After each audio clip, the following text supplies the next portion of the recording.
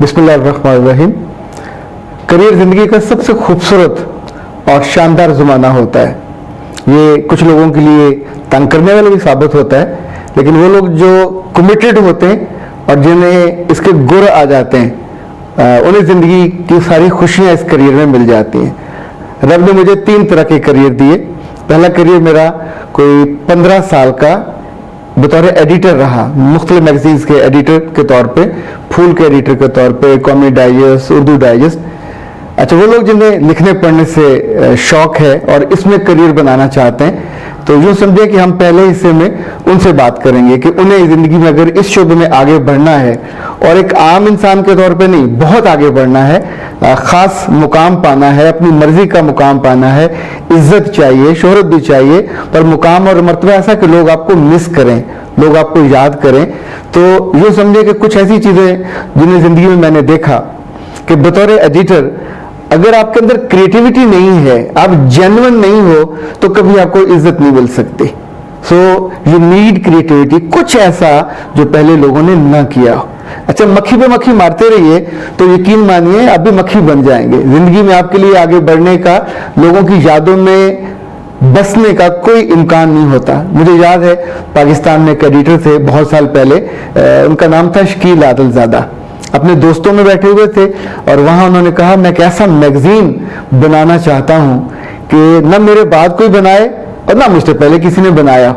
तो उनके दोस्तों ने उनको पकड़ा, लिटाया और उनकी तलाशी ली, तो तब उनकी जेब से 14 आने निकले।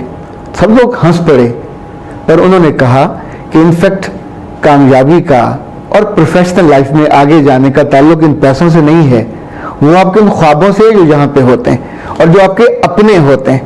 If an editor is not a dreamer, तो कभी भी अच्छा एडिटर नहीं बन सकता। सबरंग आया और सबरंग के बाद 10 आए उस जैसे, सतरंग और सदरंग, मुझे तो नाम भी उनके अच्छे खासे पूरी लिस्ट याद है कि जिन्होंने उसको फॉलो करने की कोशिश की, पर वो जो थे वो जेन्युइन थे। तो जेन्युइन की कॉपी होती है, असल कभी नहीं बन पाता। तीसरी चीज, जो एडिटर है, बतौर editor you must be voracious reader. कभी आपकी प्यास खत्म नहीं होनी चाहिए पढ़ने की। यानी दुनिया का जो सबसे बड़ा एडिटर आज तक माना जाता है वो रीडर्स डाइजेस्ट का था, जिसके बारे में कहा जाता था कि रात भी वो अपनी बीवी के साथ दफ्तर के मेज पे सोता था। उसके पास कैंची होती थी, दुनिया भर के रिसाले, मैगजीन, फाइलें काट काट के वो चीज़ें अपने पास रखता था, फिर पढ़ता था। नतीजतन उसका जो मैगजीन था, आप सब्र कर सकते हैं कि करोड़ों में दुनिया में छपा। अच्छा, ये तब होता है जब आप का मन, आपका दिल एक बड़े जग की तरह भरता है चीज़ों से, तो फिर आप उसको उंडेल पाते हैं। जो अगली चीज़ बतौर एडिटर आप में होनी चाहिए, और अगर आपके अंदर वो नहीं है, कुछ नॉवल आइडियाज़, तो यूँ समझें कभी भी आपको लोग याद नहीं कर पाते। मुझे याद है, आई डू रिमेंबर, हमने एक कंपटीशन कराया कि फतह मक्का वाले दिन अगर अखबार निकलता तो उसकी क्या सुर्खी होती। अब सोचे, फतह मक्का वाले दिन तो कोई अखबार नहीं था, ना मैगजीन थे, ये पेपर होते ही नहीं थे इस तरह के। कंपटीशन में पूरे मुल्क से बच्चों ने हिस्सा लिया।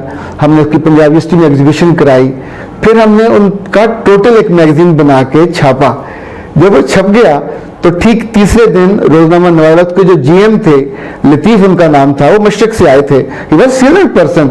उन्होंने मुझे कॉल किया और कहा, अख्तर अब्बास साहब, ये आपने किससे पूछ के इश्तिहारात शाया किए? वो इश्तिहारात फर्जी इश्तिहार थे, पर वो इतने जेन्युइन थे। लाइक एक इश्तिहार था अबू सुफियान की तरफ से कि मेरा काफिला शाम जाने वाला है और फलां जगह पे है, तो जिस जिसने आना है उसमें शरीक हो जाए। इसी तौर पे एक साहब का इश्तिहार था कि मेरा काफिला मसर से आया है, शाम से आया है और हमारे पास ये चीजें हैं। अच्छा, जो उस जमाने का कल्चर था, तो वो सारा हमने पढ़ा, पढ़ के उसको देखा, एब्जॉर्ब किया और फिर उसका एक इश्तिहार बनाया आज की जुबान में। तो अगला जुमला में मुझसे कहा कि मैं बिल किसके नाम करूं? तो मैंने कहा अबू सुफियान के नाम कर दीजिए। तो उन्होंने कहा पता क्या है? मैंने कहा पता उसका मेरा ख्याल कब्रिस्तान मक्का मुकरमा लिख दीजिए, काफी रहेगा। अच्छा, तब उन्हें अंदाजा हुआ कि आई वाज जोकिंग, पर ये he was a professional person. उसका ख्याल था कि ये उसका हक है कि इश्तिहार का रेट वो तय करे, इश्तिहार जारी वो करे, इसने खुद से कैसे कर लिया।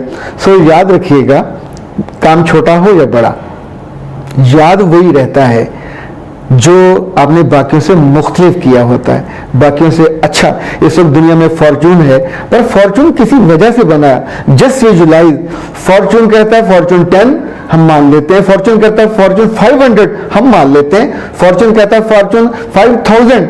दे are the best companies of the world. अब मैगजीन इज डिसाइडिंग, उसका एडिटर, उसका स्टाफ डिसाइड कर रहा है, जिनकी अथॉरिटी माने तो पूरे सिस्टम में तो है ही कोई नहीं है। बट क्रेडिबिलिटी तब बनती है जब आप उस पर रिसर्च करते हैं, जब आप उसके अंदर इतना डूब जाते हैं कि आपकी रातें नहीं रहती हैं, आपके दिन नहीं रहते। अब जिस करियर में भी जाओ, कुछ चीजें ऐसी हैं लाइक जब तक आप उसको ओढ़ नहीं लेते। मेरे बारे में मेरे जो दोस्त थे हम असर, वो हमेशा कहा करते थे कि तुम वाहिद ऐसे एडिटर हो जो जिस अदारे में भी जाते हो वहां जाकर मालिक रख लेते हो। अच्छा, ये जुमला अजीब-ओ-गरीब है। ये सबसे पहले मुझे ज़हीर बाबर ने कहा, जो प्रेस क्लब लाहौर के फाइनेंशियल सेक्रेटरी भी रहे, शर्फ के एडिटर रहे, इस वक्त भी दुनिया में और उसमें काम कर रहे हैं न्यू में। ये जो आइडिया है, अगर आप अपने आप को नौकर पेशा समझते हैं तो यू वुड बी ए नौकर पेशा, और अगर आप उसकी ओनरशिप ले लेते हैं। मुझे याद है मैं दफ्तर कभी भी टाइम पे नहीं गया था। दफ्तर नौबत का 10 बजे टाइम होता था, मैं 11 बजे 12 बजे 1 बजे भी जाता था।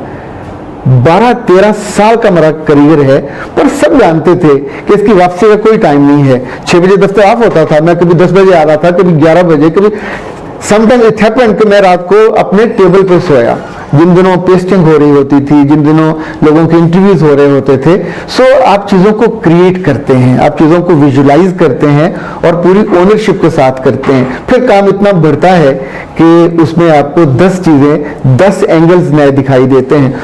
जो सब कर रहे हैं, अगर वो करेंगे तो आप करियर के कभी पीक पे नहीं जा सकते। मेरी आरजू है, ख्वाहिश है, आप जिस करियर में भी जाएं, कुछ चीजें ऐसी हैं। Number 1, you must be original. Number 2, you must be creative. Number 3, आपके अंदर नॉवेल्टी होनी चाहिए। नंबर 4, आपको मुसलसल पढ़ते रहना चाहिए। यानी इशफाक साहब को हमने आखिरी साल भी इस आलम में देखा कि उनके पांव सूजे हुए होते थे, पर किताब लेने से, किताब खरीदने से और पढ़ने से बाज नहीं आते थे। अच्छा एडिटर नहीं बन सकता अगर दुनिया भर की लेटेस्ट मैगजीन, किताबें, चीजें, तो अच्छा साफी भी नहीं बन सकता। अच्छा कॉलम निगार तो आउट ऑफ क्वेश्चन है, अगर पढ़े बिना बन जाए। ये अंदर ख्वाबों में भी जुमले आते, चीजें इल्म जब आप पढ़ते हैं, देखते हैं, सुनते हैं, तो फिर ही आपके अंदर उतरता है। रब आपको बहुत कामयाबी दे, आसूदगी दे, लेकिन इन खूबियों के बिना नहीं। और make a person your benchmark. Like जैसे मैंने कहा, मुझे शकील साहब पसंद थे और मैंने बाकायदा आरजू की कि मैं जिस अदारे को छोड़ के आऊं, मेरे बाद मेरा काम किसी एक बंदे से ना हो। It never happened. मेरे बाद हमेशा 2 से 3 लोगों को वो काम करने पड़े।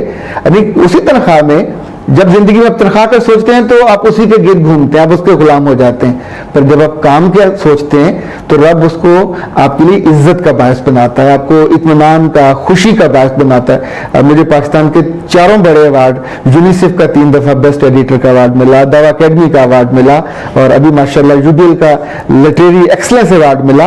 अच्छा, ये कभी ना मिलते। मेरा ताल्लुक तो गांव से था। मैंने लाहौर में आके जिया, अपनी पहचान बनाई, लिखना सीखा, लिखा, मुसलसल अपने आप को इम्प्रूव किया। That happen. जो आप सोचते हैं वो हो जाता है। ख्वाब देखने के लिए होते हैं। बी ए ड्रीमर। बड़े ख्वाब देखें। बड़े ख्वाब देखेंगे तो आपको बड़े पर लगेंगे, छोटे ख्वाब देखेंगे तो आप पिद्दे से, बौने से रह जाओगे। करियर आपको मिलेगा, जिंदगी भी मिलेगी, पर यकीन मानिएगा वो ऐसा होगा जिनसे ये जो हमारा म्यानी साहब है भरा हुआ है, लाखों लोगों से। उन लाखों कब्रों का कोई नाम नहीं है, और करियर में भी कब्रें बनती हैं, फिर उन कब्रों का कोई नाम, कोई पहचान नहीं होता। और आज का दिन है, ये आज ही शाम आप तय कीजिएगा कि जिस करियर में जाना है, टॉप पे जाना है। नीचे जगह खाली नहीं होती, टॉप पे जगह खाली होती है। पर टॉप वाली जगह कुछ खूबियां, कुछ स्किल्स और कुछ ट्रेड्स मांगती हैं जो किसी मेडिकल स्टोर से नहीं मिलती, जो किसी डिपार्टमेंटल स्टोर से नहीं मिलती। इनको कमाना पड़ता है। कमाइए और बहुत आगे बढ़िए।